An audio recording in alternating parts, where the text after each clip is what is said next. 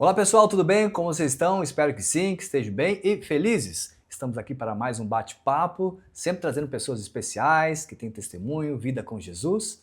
E antes do bate-papo, queremos agradecer sempre a Santa Ótica, a Bia e toda a equipe, com 2 lojas em Sinop, uma na Tarumãs e uma na Nogueiras. Então, se você precisar de óculos, de relógios, enfim, procure lá a Santa Ótica e com certeza terá um bom preço para você, tá certo? Siga então a Santa Ótica no Instagram. Recebo hoje aqui no programa então a Fernanda.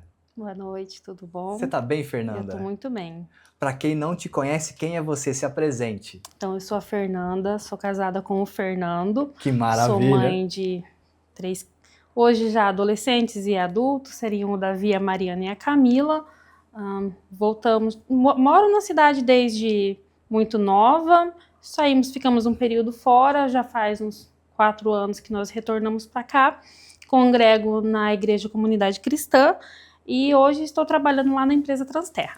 Você está lá na Transterra. Isso. Com a nossa amiga, irmã Mirtz. Isso. Que teve aí Uma um bênção. desafio um tempo atrás aí, foi candidata a prefeita. E aí, o clima lá foi bom na Transterra para sendo candidata a prefeita? Foi muito bom, porque todos, como nós conhecemos ela, nós temos aquela intimidade de estar o dia a dia ali junto com ela, então nós sabemos a pessoa maravilhosa que ela é, né? Foi maravilhoso. Que maravilha. Ficou triste que ela não ganhou? Ah, com certeza, né? A gente esperava que além de ser a chefinha, ela fosse a prefeita. Que fosse a prefeita. Não foi dessa vez. Não foi dessa vez. Os planos de Deus, com certeza, são os melhores. Os melhores. Só que, para o momento, acredito que não tenha sido, né? E na comunidade cristã do pastor Amilson, está há quanto tempo lá já? Eu me converti na comunidade cristã, né? Sério? Isso, eu me converti quando eu tinha 17 anos e no período que nós moramos aqui em Sinop até o ano de 2015, nós congregamos lá. Aí somente o período que nós moramos no Mato Grosso do Sul, na cidade de Carapó, aí lá nós ficamos congregando na Quadrangular. E quando nós retornamos para a cidade, nós tínhamos que voltar para casa. Voltou para lá também. Você falou, então, se converteu quando tinha 17 anos. Isso. E aí a tua conversão foi de que forma? Como que você chegou a Jesus? Como que você era? E como que Jesus te encontrou? Então, eu era uma adolescente normal, que vivia em balada, né? Só pensava em sair de casa, festa. E um belo dia eu conheço o príncipe encantado do meu esposo. E ele já era da igreja, né? Ele me convidou para estar indo num culto lá. Então, o primeiro momento que eu cheguei lá no culto, para mim foi tudo muito diferente, porque eu não tinha ido numa igreja evangélica até então. Chegando lá, as pessoas de pronto me receberam com todo aquele amor, aquela alegria que o crente recebe um visitante. Um visitante ali. E aquilo para mim já me impactou naquele momento. Só que a minha conversão mesmo, ela levou um tempo. Eu comecei a frequentar a igreja com o Fernando em abril. E nesse período a igreja foi se desenvolvendo, nós mudamos, o prédio mudou de local e começamos naquela época um estudo bem antigo chamado Conhecendo Deus e Fazendo Sua Vontade. Não conhecia isso aí não. Através deste livro que eu realmente entendi e aceitei Jesus em casa na primeira lição. Mas era o quê? Várias lições? Isso, era aquele tipo de estudo que você faz uma lição diária. Mas sozinha em casa? Isso, sozinha. Então, assim, eu estava indo em todos os cultos já, então nós íamos nos domingos e nas outras programações que a igreja tinha, mas esse livro, ele era algo para você ter um relacionamento com Deus, né? E ele ensina algo que fixa muito no seu coração, que é assim, você tem que ver aonde Deus está agindo para você agir junto com Deus. Então, Deus sempre está agindo e trabalhando em algum lugar, de alguma forma. Sim, e Ele convida você a trabalhar na obra junto com Ele. E aí, eu, na primeira lição, naquele momento, fazendo aquela lição em casa, sozinha, eu entendi, o Espírito Santo me deu a compreensão, e naquele momento eu entreguei minha vida para Jesus. Aí é óbvio que no domingo, primeiro domingo, quando o pastor fez o apelo, eu já levantei a mãozinha e fui lá na frente para confirmar, daí na frente de todos os irmãos. Daí. Então, em casa, sozinha, com o livro, fazendo lá a primeira lição, já tinha frequentado um tempo de igreja, obviamente, e aí com a leitura você teve uma compreensão de quem era você, de quem era Jesus. Isso. E aí você falou, para lá, preciso aceitar Jesus, preciso declarar Jesus como Salvador da minha vida. Veio esse entendimento para você. Aí eu fiz essa oração naquele momento, né, aceitando Jesus ali, em lágrimas, porque naquele momento eu entendi, era como se todos os cultos que eu tivesse ido antes, como se tudo fizesse sentido, sabe? Eu falo assim, como se a palavra naquele momento tivesse sido revelada, e eu tive a compreensão naquela hora do sacrifício de Jesus, do que era aceitar Jesus e da transformação na minha vida. Então, a partir daquele dia, algo começou a se mover. Olha só. E aí domingo no culto, o domingo culto acontecendo, você não via a hora do final. Eu tava esperando a hora do pastor fazer o apelo. Eu fui já no culto do domingo esperando o apelo, né? Se não tivesse, ia ficar muito chateado. Não, eu já ia falar, pastor, não tem apelo hoje? Tô aqui, ó. Me chama. E aí você foi pra frente e eu fui lá na frente, confirmou mais uma vez isso. aquilo que já tinha acontecido na sua casa. Porque eu via todos os domingos, ou sempre acontece de um ou outro acabar não tendo o apelo. Só que eu via sempre esse apelo, mas não fazia muito sentido esses apelos para mim. Só que quando eu me converti lá, eu queria ir lá na frente. Olha só. Porque para mim era como se eu estivesse validando, sabe, no ato de ir lá na frente, mostrar que eu aceitei Jesus. Olha só. Daí. E aí, a partir daí, você começou a crescer ali na vida da igreja, ajudar ali. Como é que foi esse começo na igreja? Nesse começo aí, assim, eu sou uma pessoa mais tímida, né? Então, assim, eu próximo do meu marido, a gente vê que ele é a pessoa mais espalhafatosa, ele que fala mais, eu sempre mais quietinha, né? Um pouco mais envergonhada. Mas daí eu comecei a frequentar outros trabalhos, serviços que a igreja tinha. Programas O Fernando começou a tocar no Ministério de Louvor, então aí quando ia ter os ensaios, eu ia junto com ele. Então, assim, aí essa vida de igreja, ela começou a me envolver e eu fiquei apaixonada. Olha só. Né? Então, assim, ir para a igreja não era mais algo só de domingo, não era mais uma programação, era algo que eu queria estar na casa do Pai. Fazer parte do seu dia a dia, da sua vida. Aquilo me completava, então estar junto com os irmãos e a programação, aquilo assim, me completava. Você realmente sente uma família. Que interessante. Né? Você sente que você está fazendo parte de algo e você sente o amor dos irmãos e aquilo começa a crescer e você começa a ter comunhão com as pessoas. É algo assim fantástico. Uma menina que sempre queria sair, que era baladeira, né? Então, assim, várias festas da cidade eu estava... Você estava envolvida lá. Nas festas, né? Nossa, não podia ter o nome de uma festa que eu queria estar no meio da festa. Então, assim, foi uma mudança para mim muito radical, né? E aí, da mesma forma com que eu queria estar naqueles eventos, agora eu queria estar na igreja. Olha só, agora foi eu queria bem estar servindo. Mesmo. E aí, vocês já estavam namorando? Como que era o relacionamento seu e do Fernando? Aí, assim, foi um pouquinho conturbado, porque a gente fez tudo muito rápido. Poderia ter aguardado mais. Nós namoramos por um período de uns 4 meses, e aí nisso a gente já foi morar junto. Depois da conversão? Depois da conversão? Entre tudo. Entre tudo. Tava ali, tudo. Converteu Entre todo esse processo, aí nós fomos morar junto, né? Conforme daí o tempo foi passando, alguns meses, aí eu engravidei. E aí o Fernando decidiu que nós íamos, então, casar no civil. Foi realizado daí o casamento, né? Depois nós tivemos a bênção que o pastor fez num domingo, que Deus tocou no coração dele, que estava determinado aquele horário para fazer uma celebração abençoando o nosso casamento, né? Aí que nós conseguimos consertar tudo.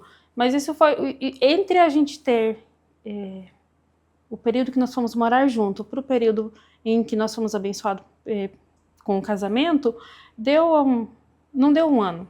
Menos de um ano. Menos de um ano. E eu me converti ali com os 17. Antes de fazer 19, o Davi já tinha nascido. E aí tava ali, já Ele casou. já tava no forninho ali, foi tudo o processo, foi bem rapidinho. E essa história do casamento aí, que foi o casamento instantâneo aí Nossa, foi na hora do maravilhoso. culto. Conta um pouco essa experiência aí. Olha, estávamos num culto, era no mês de janeiro, e naquele momento Deus tocou no coração do pastor, falando que era para ele casar o Fernando. Só Deus falando no coração dele. Só o Hamilton sabia disso. Só o Hamilton sabia disso, mas ninguém. Não tinha ninguém preparado, não tinha roupa bonita, não tinha salão decorado, não tinha banquete para servir para ninguém. No meio de um culto normal de domingo. Um culto normal. De repente... Né? Davi recém-nascido ali, ele nasceu em dezembro, a gente casou em janeiro.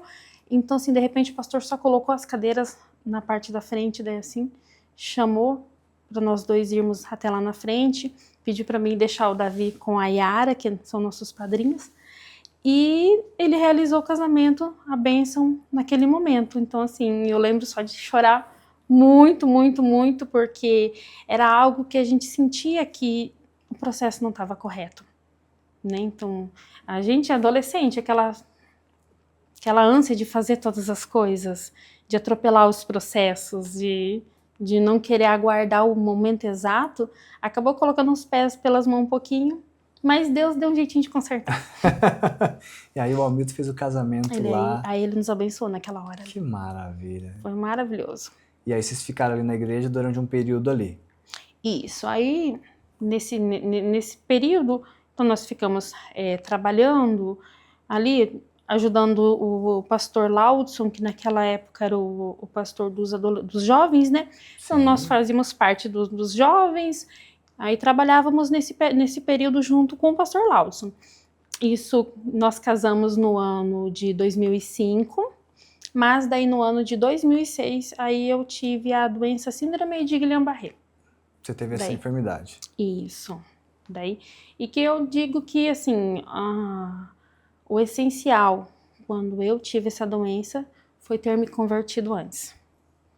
Porque o entendimento, a certeza da salvação, a certeza que Jesus estava comigo e que tudo ia dar certo, eu não teria se eu não tivesse tido a conversão antes. Com quantos anos você estava quando deu essa enfermidade?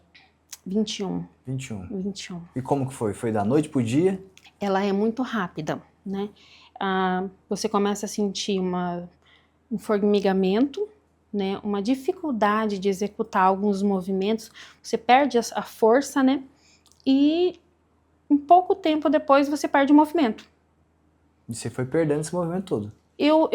O Fernando foi num culto no domingo à noite e eu falei para ele, Fernando, hoje eu não tô me sentindo legal, vou ficar em casa, né? Eu falei, não, tô me sentindo esquisita o dia inteiro com aquela sensação da mão formigando, aquela dificuldade, até quando eu ia passar a mão no cabelo, eu sentia assim o braço pesado para conseguir erguer, para conseguir fazer o movimento. Eu falei, eu vou ficar em casa hoje porque eu não tô muito bem. Aí ele chegou, fomos dormir.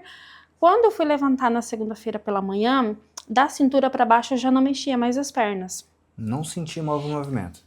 O toque eu sentia. Eu não conseguia executar o movimento. Então assim, aí eu já, para poder me virar na cama, então eu virava o tronco para conseguir virar a perna, mas assim, eu não mexia mais. Você não tinha aquela força para fazer o movimento? Nem, você tinha que pegar as mãos, talvez, ali, e fazer o movimento com as mãos e tal. Isso, aí então assim, daquele momento, da cintura para baixo, aí eu já tinha o toque, mas não tinha o movimento. Nisso, aí nós fomos fazer pro médico, né, para tentar descobrir o que estava acontecendo. Nós fomos daí no Hospital Santo Antônio, naquele momento, na parte da manhã, logo quando eu acordei. Sim. Chegando lá, eu não estava em paz. O meu coração estava assim, eu falava assim, Fernando, me leva para casa. Eu falei assim, o pessoal aqui não sabe que eu tenho. E eu não estava sentindo paz em ficar lá. E eu não sei porque ele acatou minha decisão. A pessoa não tá andando e o marido leva embora para casa. Olha as ideias. Mas já tinha chegado perto do hospital já? Então, não, a gente tinha entrado, já tinha conversado com o doutor, passado a situação, mas assim, aquilo tava me angustiando tanto que eu falei para ele, Fernando, de noite você me leva na UPA, Porque na época aqui não tinha ainda o hospital regional. Sim. Lá era só a UPA que funcionava. E eu falando, Fernando, me leva na UPA de noite. Fernando, não, eu falei, eu vou ficar internada aqui, o pessoal não sabe o que eu tenho. Vamos fazer 1 milhão de exames. Eu falei, não sei nem como que a gente vai pagar depois por tudo isso. Preocupada. Aí eu falei assim, vamos, me leva na UPA. Ele falou, não, então tá bom. Então vamos te levar na UPA de noite. Aí eu passei o dia todinho em casa, né? Aí sem conseguir fazer movimento nenhum, nada assim. Quando chegamos na UPA, na parte da noite, eu entendi tudo porque eu tava tão angustiada. Porque assim, eu cheguei na UPA, falei, tá tudo certo. Logo fui atendida. O médico plantonista que tinha aquela noite era um neurologista, o Dr. Paulo Tarso. Bem No conhecido. momento em que eu falei para ele os sintomas, ele falou para mim, olha, pode ser que seja síndrome de Guillain-Barré. Nós vamos fazer um exame para poder confirmar se vai ser esse diagnóstico mesmo, né? E eu falei, e o que acontece, doutor? Aí ele me explicou, ele falou, olha, essa doença ela vai paralisando os músculos, né? Você vai perdendo os movimentos. Aí eu falei para ele, volta. Ele falou, volta. Pode ficar com alguma sequela, dependendo como for o processo. Ele falou, mas volta os movimentos. Eu falei, então fechou. Era o que eu precisava ouvir. Aí nós fizemos o exame, deu positivo para a doença, mas na época aqui em Sinop não tinha UTI, né? E eles tinham que me transferir então ou para Sorriso ou para Cuiabá para poder fazer o tratamento. O tratamento na época seria a imunoglobulina, que você vai tomar, porque como é uma doença autoimune, então para você estabilizar ali o sistema, né? O Fernando achou melhor nós irmos para Cuiabá, porque ele, como já tinha morado lá antes, sabia se locomover melhor na cidade, conhecia algumas pessoas. Sim. Então daí nós fomos para Cuiabá. Eu internei numa segunda-feira e eu consegui uma transferência para Cuiabá somente na quarta. Mas essa transferência não foi direto para uma UTI, porque esse medicamento, eles só administram ele na UTI, não administra Fora disso. Fora. E então eu fiquei da quarta-feira até o sábado no pronto-socorro de Cuiabá, né? E nesse período, da segunda-feira que eu internei até o sábado, então eu perdi todo o movimento do corpo. Inteirinho. Inteiro. Então, do pescoço para baixo, eu não mexia nem um dedinho. Só o pescoço para cima. Só o pescoço. Falava normal. Eu falava. Uma das coisas que o pessoal do hospital até achava engraçado, porque eles falavam assim, eu não cansava, né? Eu falava assim, eu falava, enquanto eu estava acordada, eu estava conversando. Então, fiz muita amizade com o pessoal do hospital, mas sem nenhum movimento. Pescoço para baixo, paralisado. O Fernando, daí, o tempo inteiro comigo no hospital. Eu não podia daí ficar sozinha, né? Porque existia aquele problema que se eu tivesse aquelas escaras, quando você fica muito tempo deitado, né? Machuca a pele, eu não conseguiria um leito na UTI. Eles não levam pessoas que já tá com escaras lá. Tem que cuidar. Então, assim, toda hora o Fernando tava me virando de um lado, me virando do outro. Muito tempo deitado na mesma posição. E como eu não conseguia me mexer sozinha, então eu precisava que ele ficasse me ajudando, né? Deixa eu te perguntar, como que estava o teu coração nesse momento? Você era uma pessoa que já tinha aceitado Jesus, estava na igreja, enfim, tinha ali já resolvido seus problemas. Como que estava o teu coração diante dessa situação? Como que Deus estava, onde que Deus estava nisso? Pode parecer, assim, difícil, mas, assim, eu estava muito calma. Eu tinha muita certeza. Eu tinha muita convicção do que ia dar tudo certo. Ainda mais aí eu via as outras pessoas internadas, né? Então toda hora eu falava assim, por um exemplo, tinha uma senhora que estava do meu lado e ela tinha tido diabetes e amputou a perna dela. Aí eu falava, Senhor, a minha vai voltar, pode até ser que eu fique com uma sequela. Eu falei, mas a dela dificilmente vai crescer de novo. A não ser que seja um milagre que o Senhor queira proporcionar na vida dela, falar, não vai acontecer. Então, assim, eu tinha sempre esse pensamento, Deus sempre me levava a me importar com o que estava acontecendo com os outros, entendeu? Porque para mim, naquele Continua tendo momento, fé. muita fé. Então, assim, e nos momentos que eu tava vacilando um pouquinho, aparecia alguém para orar por mim.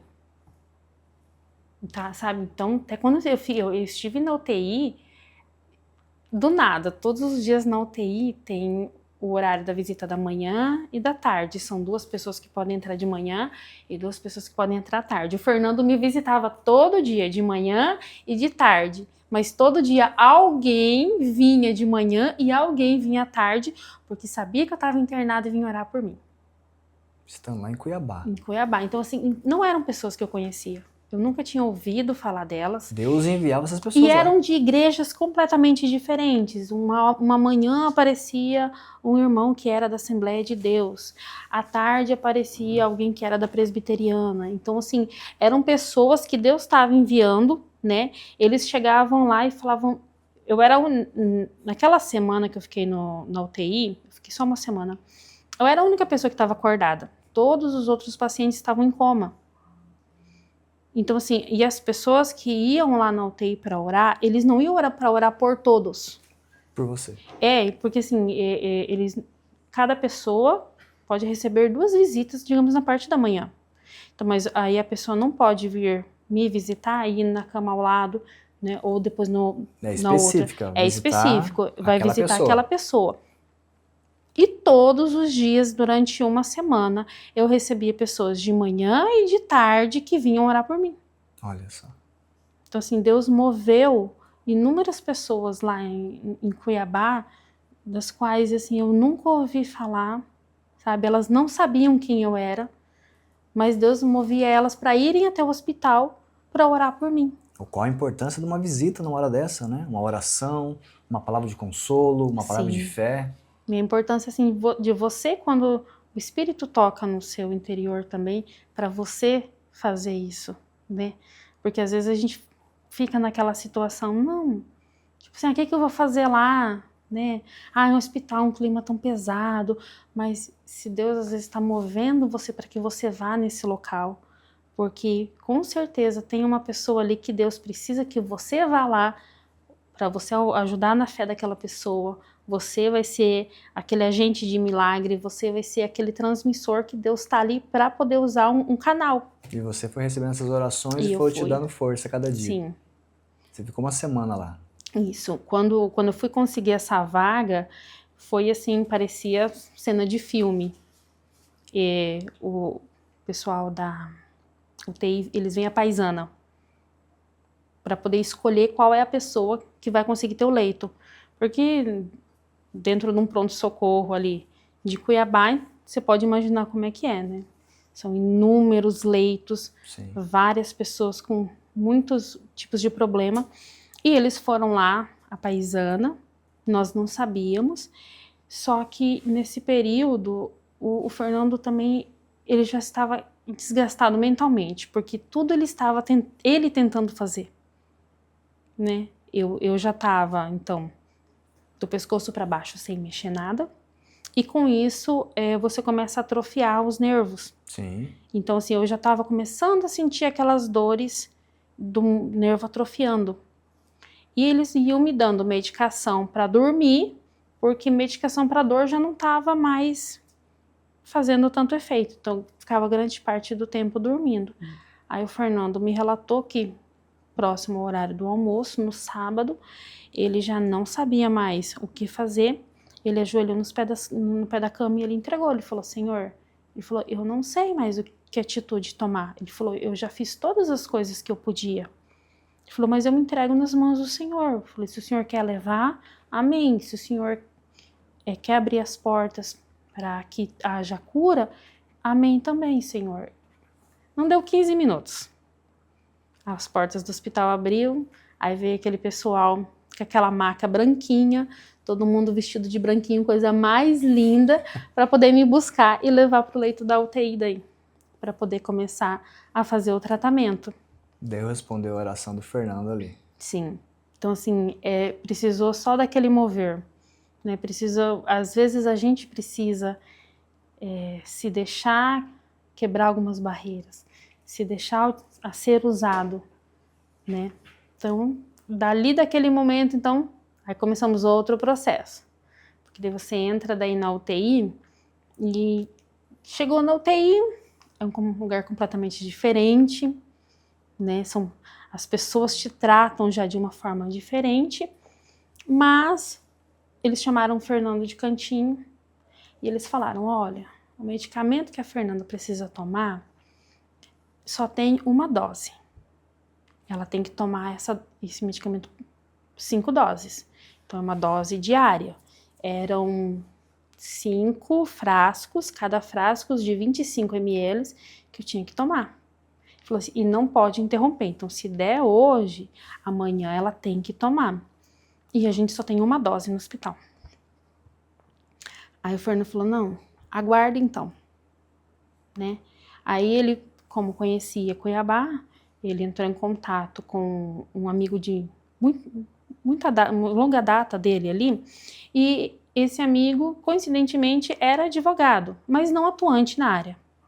E eles passaram a noite ligando em laboratórios, em clínicas e pesquisando onde eles poderiam encontrar esse material, esse medicamento. Sim.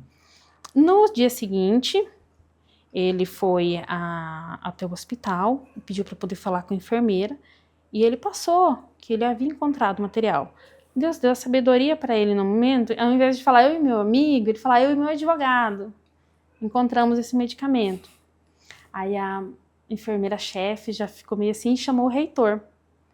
O reitor do hospital, aí quando ouviu o relato do Fernando, disse que de pronto já virou para a enfermeira e falou assim que era um absurdo as pessoas leigas no assunto porque conseguirem encontrar um medicamento do qual o hospital que deveria ser especializado em localizar não estava conseguindo e eles que tiveram que ir atrás. Olha só. Aí ele falou bem assim, olha, vocês não se preocupem que o hospital vai arcar com todos os custos. Falou assim, vocês não vão ter custo nenhum, a gente vai trazer esse medicamento. Na época, esse medicamento estava custando algo em torno de 40 mil reais.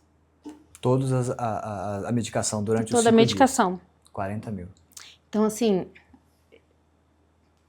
acho que não deu metade, meio-dia, a medicação já estava daí todinha já separada lá para mim poder tomar. Aí você começou o processo. Aí eu comecei o processo lá dentro da UTI, tomando a medicação. Aí foi toda aquela uma semana, porque como eram todos aqueles dias, eles tinham que ver como eu ia reagir.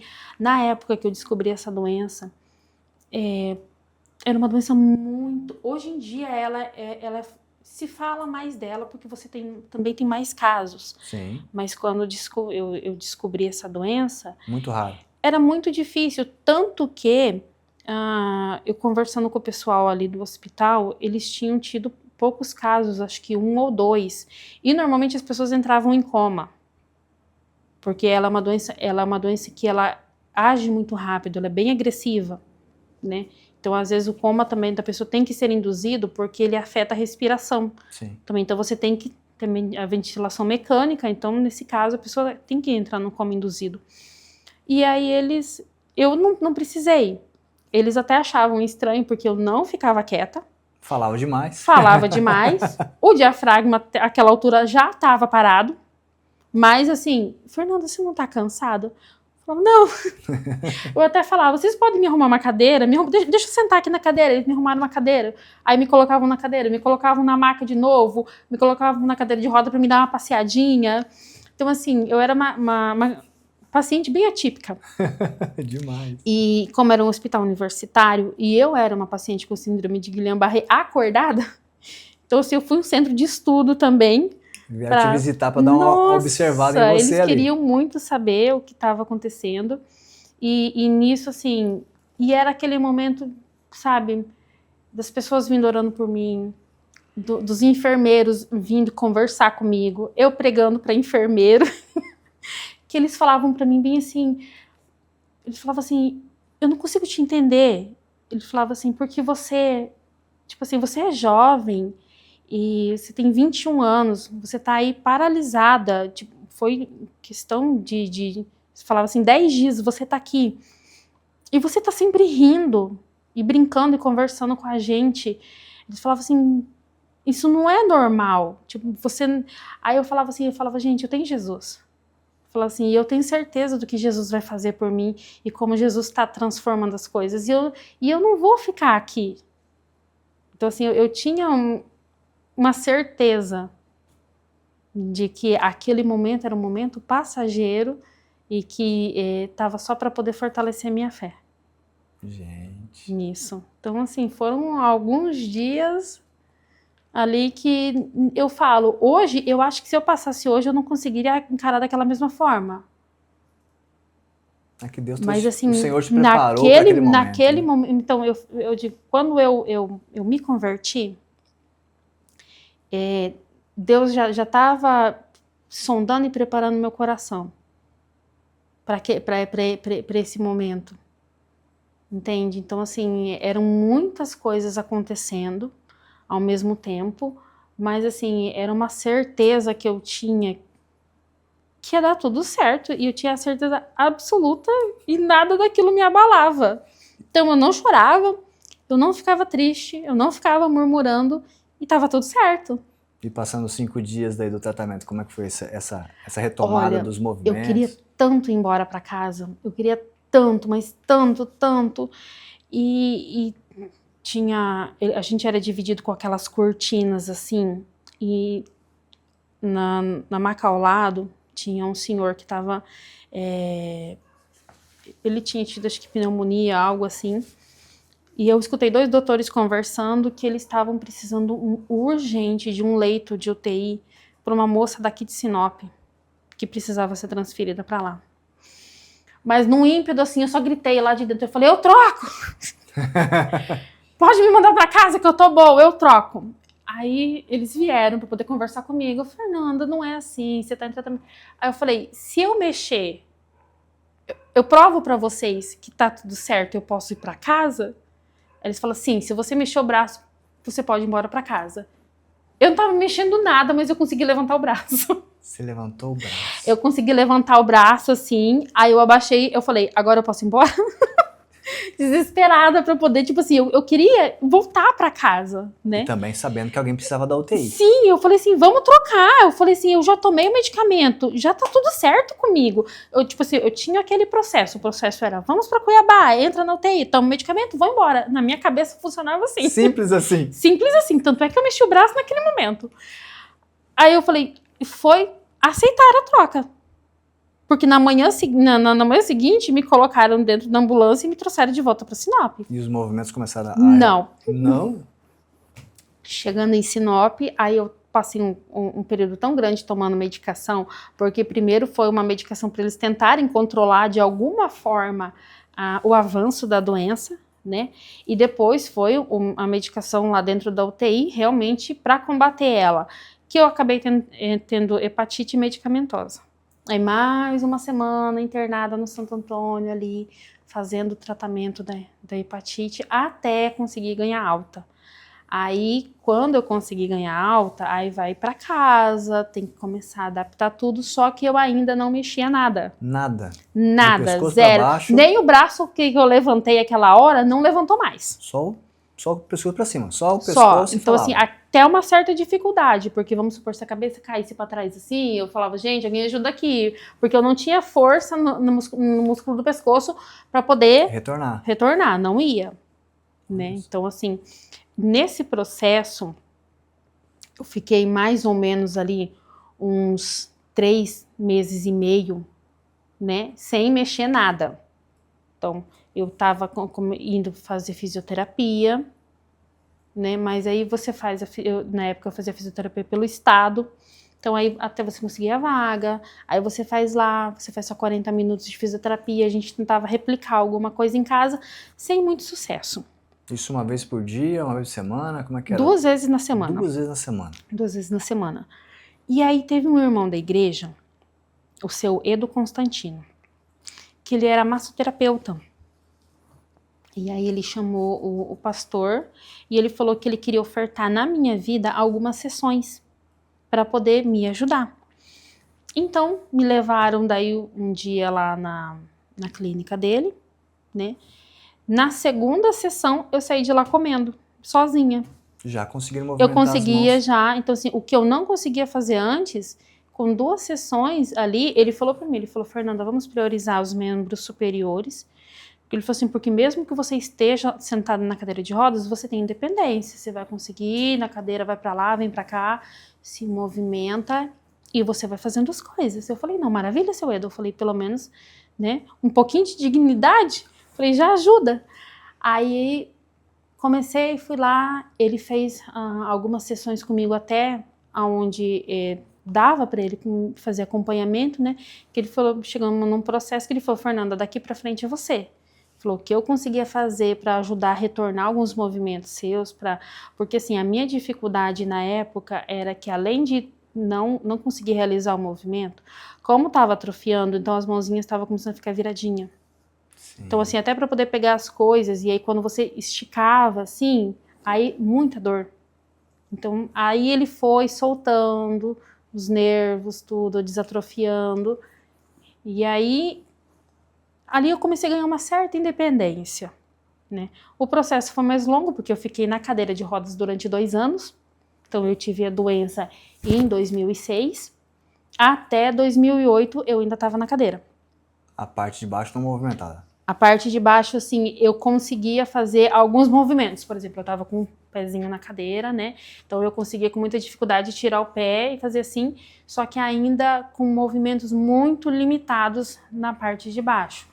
Então, eu fazia os exercícios que eu conseguia fazer para um fortalecimento muscular, alguma coisa assim eu fazia, mas a vida das pessoas tem que voltar ao normal, né? Então, o Fernando, nessa época, ele trabalhava com consórcio, ele acabava viajando praticamente a semana inteira.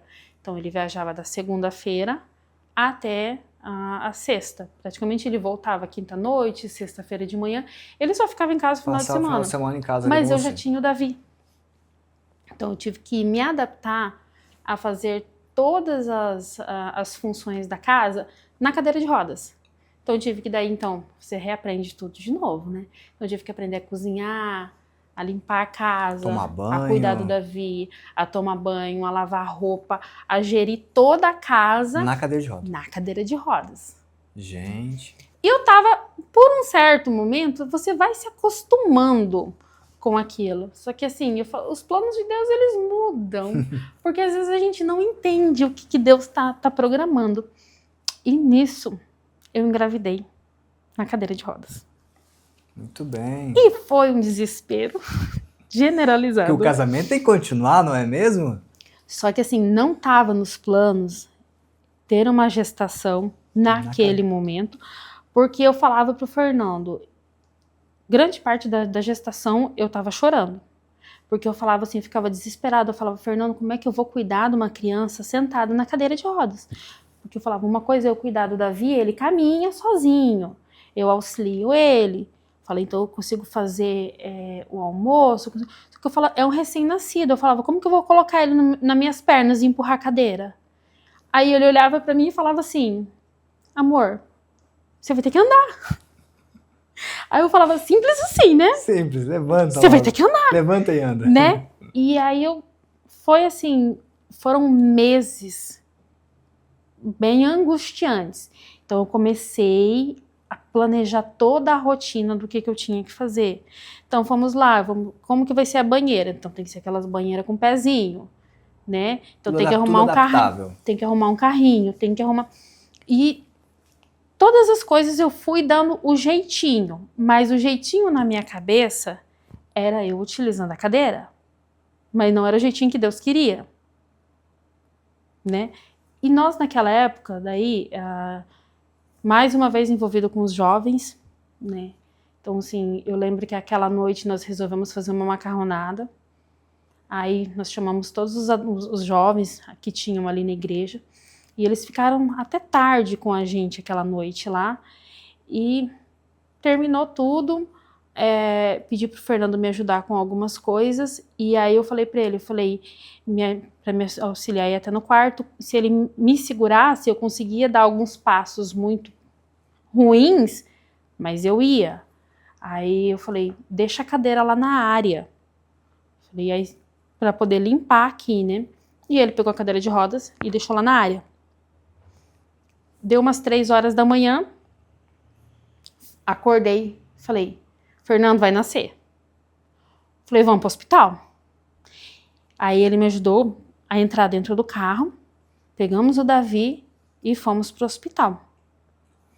Foi, parto tudo tranquilo, Mariana nasceu muito bem, e na hora de voltar para casa, a gente chegou, eu tava com a Mariana no colo, aí a cadeira tava na área. Aí eu falei, não posso sentar mais. Não posso sentar mais na cadeira de rodas. E eu não sentei mais.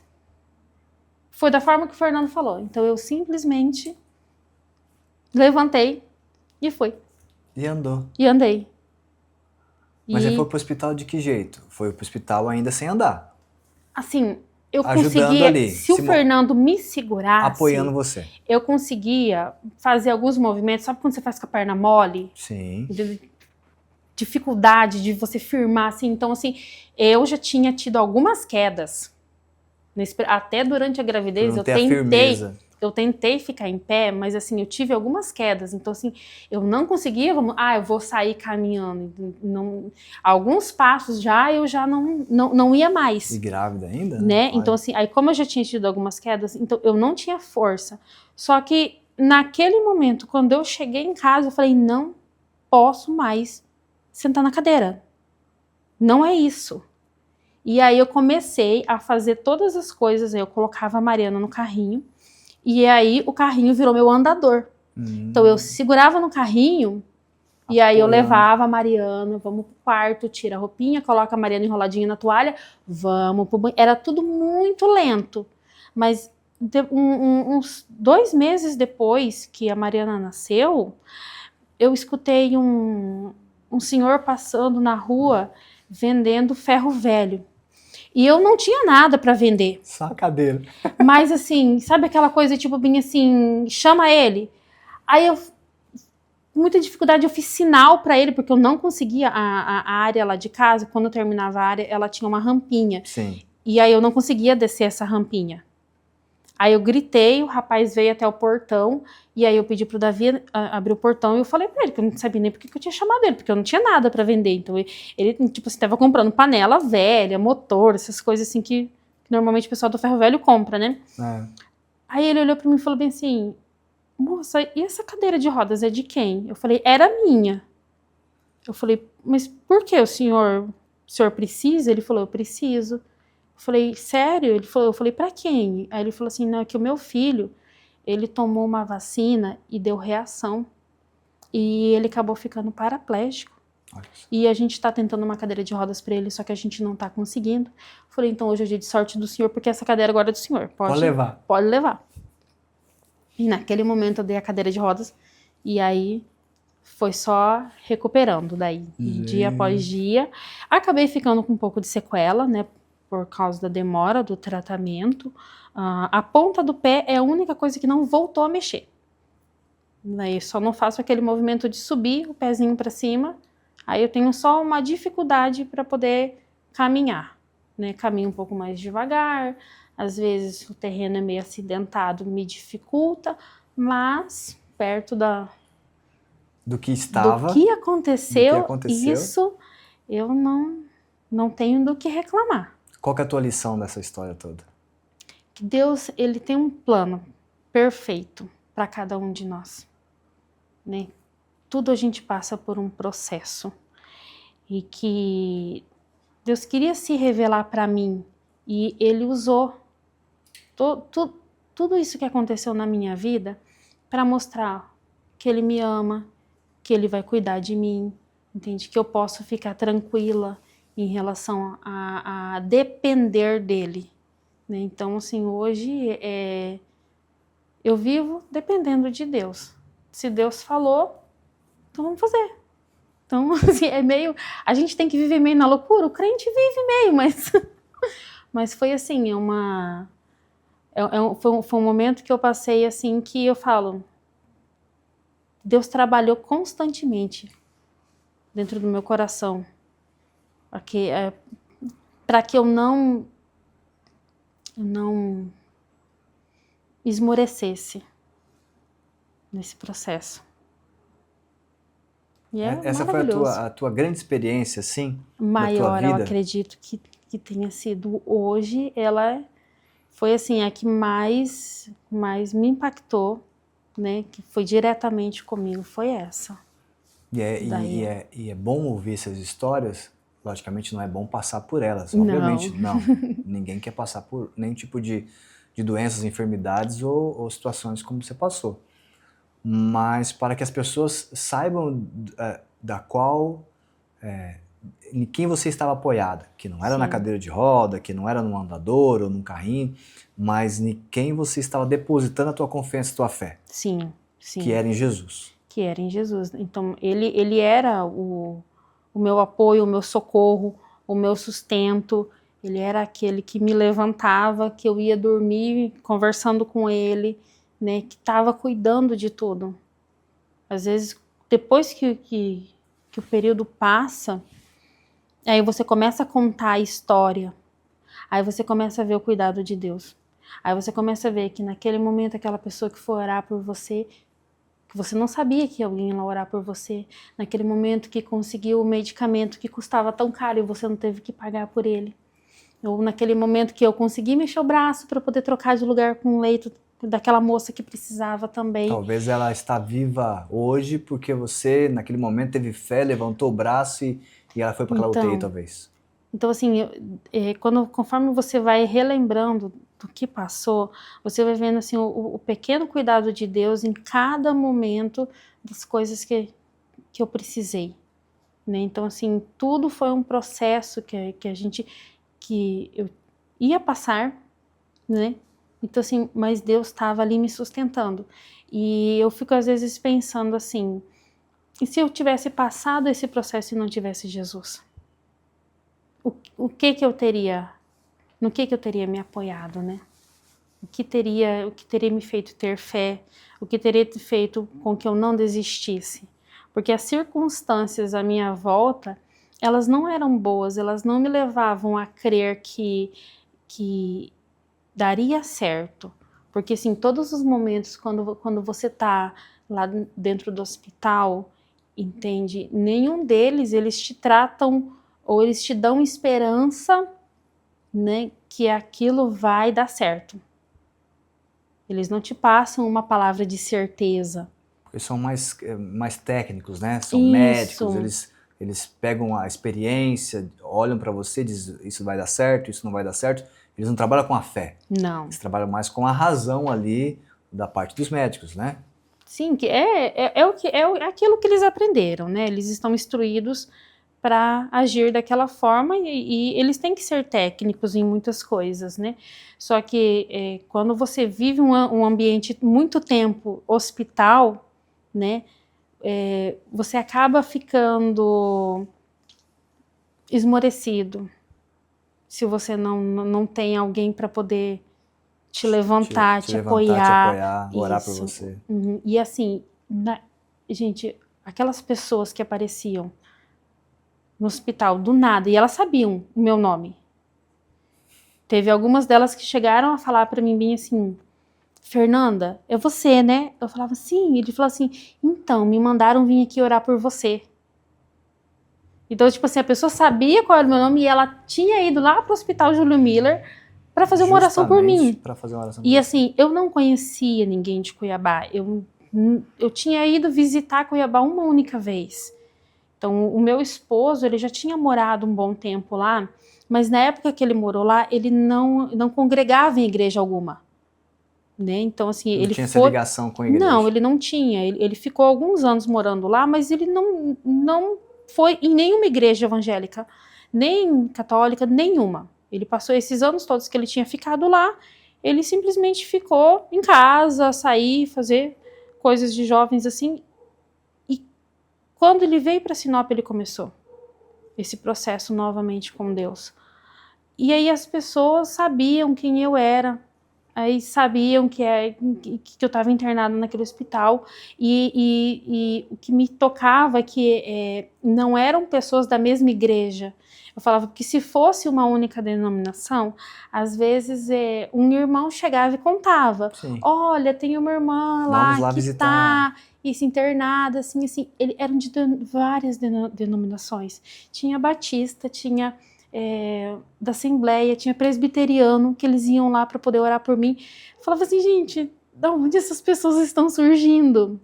Então, assim, Deus tocou muito, assim, levantando o povo dele para poder vir orar por mim. Então, uma boa esperança que estamos ouvindo para que a gente possa talvez ter essas respostas, né, na vida das pessoas. E é interessante, logicamente, como eu falei, ninguém quer passar pelo que você passou. Obviamente ninguém quer. Enfermidade, males, enfim, ninguém quer. Mas às vezes tem pessoas que, por poucas coisas, por um dedão, machucou ali o dedão do pé, bateu o joelho, machucou o braço, coisa pequena, algo muito simples, talvez já esmoreça, já perde a esperança, já lança um palavrão, já desanima, enfim, você passou por tanto esse processo tão grande na sua vida, né? E continua tendo fé ainda. Logicamente que, igual eu falei, ninguém quer passar por isso, e não é passar por isso para provar a fé de ninguém, mas você continua ali tendo fé, esperança, enfim. Então eu gostaria que você pudesse dar uma mensagem para quem está assistindo, talvez está passando por uma situação de enfermidade, com alguma dificuldade. Qual que é o recado da Fernanda para essa pessoa que está passando por um momento difícil agora?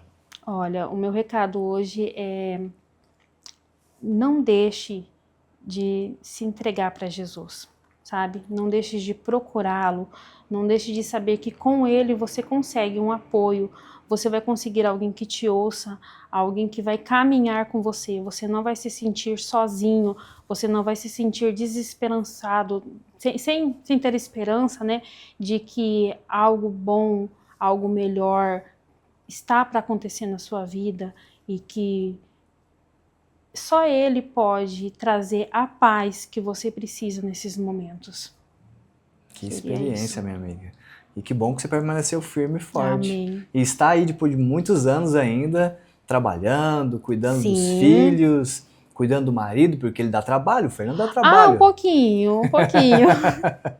Dá trabalho. Eu queria te agradecer por ter compartilhado essa sua experiência com a gente. Eu que agradeço. Que você continue sendo abençoada pelo Senhor, sua casa, seu casamento, sua vida, e que você possa levar realmente esse testemunho, não só contando ele, mas com a sua vida, levando essa experiência com Jesus para outras pessoas. Amém. Né? Que as pessoas possam ver em você um milagre, um testemunho do Senhor e do cuidado de Deus.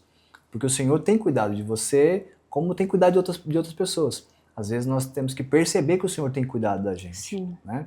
Eu sempre digo assim, às vezes a gente não nota que simples só o poder respirar, o levantar, né? Igual você ficou um tempo sem movimentar as mãos, os pés, enfim, as pernas, e as pessoas elas perdem um pouco essa gratidão pelas pequenas coisas. Sim. A pessoa comer sozinha, porque talvez você estava lá e alguém tinha que te ajudar, você na tua alimentação, não é verdade? São os pequenos detalhes que você vê a diferença do todo, o quão bom é você poder estar aqui e glorificar a Deus e agradecer por cada minuto que você tem a oportunidade de estar com Ele, de estar com seus familiares, de estar na congregação. É maravilhoso. Maravilha. Queria te pedir para você fazer uma oração para o que está em casa. Sei que você deu um recado, mas gostaria que você orasse, profetizasse, liberasse aí cura agora, milagres. Amém. Porque esse dia atrás até, eu não sei se eu comentei isso aqui já, mas nós trouxemos aqui a pastora Márcia, a Marcinha do Queca, e a Márcia estava aqui conversando com a gente e no final ela fez uma oração até de cura. E a minha mãe foi alvo dessa cura. Olha, minha mãe estava com uma dor muito forte no pescoço, na nuca, e minha mãe assistindo o programa, ela falou assim, naquele momento que você começou a orar, eu coloquei a minha mão e eu falei, Senhor, receba essa oração, minha mãe falou. E a minha mãe no almoço de domingo, o famoso almoço de domingo da mãe, né? Sim. Ela falou assim, olha, eu fui curada naquele dia que a Márcia orou lá no programa. Eu declarei que eu estava sendo curada e eu fui curada, aquela dor sumiu. Então eu acredito, você também acredita, creio nisso, né? Sim. Que as pessoas possam ser curadas, podem ser libertas, enfim. E eu gostaria que você pudesse fazer essa oração. Amém. Nesse momento eu gostaria de estar orando por todos vocês que estão nos assistindo aí de casa. Eu peço que o Espírito Santo esteja sendo derramado sobre a vida de cada um de vocês. Que vocês possam nesse momento sentir o toque dele, o amor dele, que assim como Jesus entregou a vida para que nós fomos salvos, ele também entregou a vida para que nós possamos nos deleitar, nós possamos receber essa abundância que é a saúde, e que nesse momento você que possa ter qualquer dor física, emocional, você possa colocar ela aos pés de Jesus. Que você possa estar colocando agora assim as suas ansiedades, as suas dores, né? Porque às vezes não é somente problemas de saúde que nos afastam do Senhor. Muitas vezes o nosso coração, os nossos sentimentos podem estar nos afastando dele. Eu peço que agora, em nome de Jesus, você que está nos assistindo em casa, que o Espírito Santo possa se derramar sobre a sua vida e que você possa ser curada. Em nome de Jesus. Amém. Amém. Amém. Fê, obrigado, viu? Por nada. Deus abençoe você, a sua casa, a sua família, prospere você, te dê sempre Amém. alegria, Amém. tá? Que você nunca deixe de sorrir, tá bom? Ok. Maravilha. Pessoal, você que ficou até agora, Deus abençoe você, a sua casa, a sua família. Nos vemos no próximo programa.